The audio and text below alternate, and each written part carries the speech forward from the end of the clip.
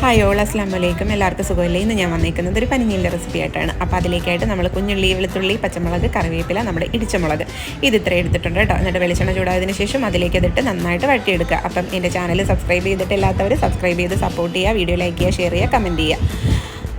തൊട്ടടുത്തുള്ള bell icon click ചെയ്ത് all എന്നുള്ള ഓപ്ഷൻ സെലക്ട് ചെയ്യുക. അപ്പോൾ ഞാനിടുന്ന വീഡിയോസിൻ്റെ നോട്ടിഫിക്കേഷൻ നിങ്ങൾക്ക് വരുന്നതായിരിക്കും. അപ്പോൾ പനിഞ്ഞിയിൽ നമ്മൾ നമ്മുടെ മിക്സിയിലേക്ക് ഇട്ട് ചെറുതായിട്ടൊന്ന് മിക്സ് ചെയ്തെടുക്കുകയാണ് കേട്ടോ. എന്നിട്ട് നമ്മളിത് വാഴയിലയിലേക്ക് മാറ്റുവാണ് പൊള്ളിക്കാനായിട്ട്.